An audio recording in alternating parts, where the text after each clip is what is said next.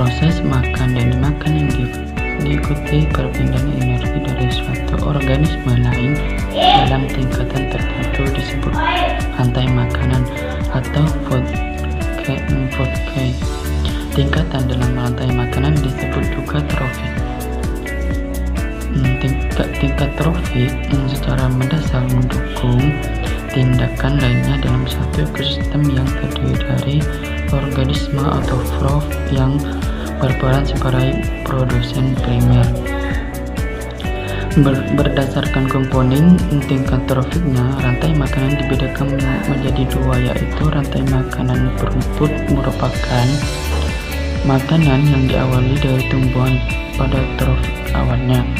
Contohnya, tumbuhan dimakan belalang, beladang dimakan burung, burung dimakan ular, dan ular dimakan burung elang. Yang kedua, rantai makanan detritus. Rantai makanan detritus tidak dimulai dari tumbuhan, tetapi dimulai dari detritus sebagai trofik awalnya dan seringkali menjadi penghubung utama antara produsen dan konsumen. Contohnya yaitu rantai makanan detritus adalah seresa atau dedaunan dimakan cacing tanah, cacing dimakan ikan, dan ikan dimakan manusia. Selanjutnya, rantai makanan adalah urutan letak makhluk hidup dalam mendapatkan makanan atau mereka membutuhkan untuk bertahan hidup dalam suatu ekosistem. Rantai makanan menunjukkan aliran energi dan bahan dari satu organisme ke organisme berikutnya. Dimulai dengan produsen, tiap tingkat dari rantai makanan dapat dalam suatu ekosistem disebut tingkat trofik. Dalam buku tematik terpadu, tingkat trofik dibagi sebagai berikut.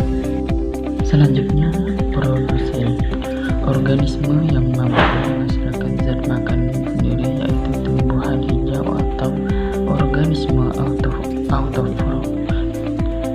Produsen menduduki tingkat trofik pertama. Konsumen, organisme yang menduduki tingkat trofik kedua disebut konsumen primer. Konsumen primer biasanya diduduki oleh hewan herbivora. Konsumen kedua, organisme yang menduduki tingkat trofik ketiga disebut konsumen sekunder, diduduki oleh hewan pemakan daging karnivora, dan seterusnya. Konsumen puncak, organisme yang menduduki tingkat trofik tertinggi disebut konsumen puncak. Decomposer, organisme pengurai yang membentuk mata rantai terakhir dalam rantai makanan. Mereka memecah hewan dan tumbuhan yang mati dan mengembalikan nutrisi penting ke tanah. Selanjutnya, rantai makanan menunjukkan hubungan antara produsen dan konsumen dan pengurai, menunjukkan siapa yang memakan siapa dengan panah. Panah berfungsi untuk menunjukkan pergerakan energi melalui rantai makanan. Sebagai contoh, perhatikan gambar rantai makanan di sawah berikut ini.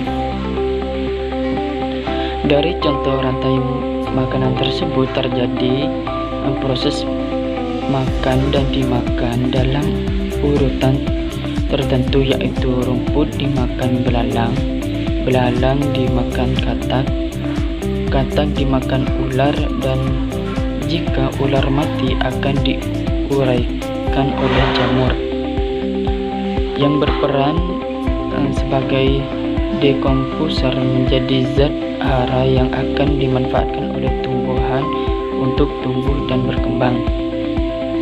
Perubahan bentuk energi ke bentuk energi lain ini dinamakan transformasi energi, sedangkan perpindahan energi dari suatu tempat ke tempat lain disebut transfer energi atau aliran energi.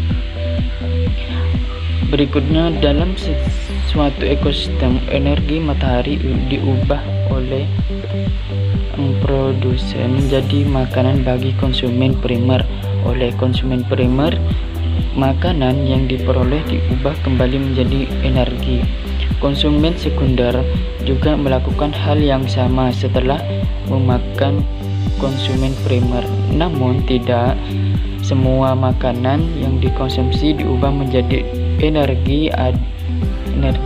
Ada yang digunakan untuk pertumbuhan, respirasi selulur, dan ada pula yang dikeluarkan dalam bentuk feses. Selama proses transfer energi selalu terjadi pengurangan jumlah energi setiap melewati suatu tingkat trafik. Sekian, terima kasih. Wassalamualaikum warahmatullahi wabarakatuh.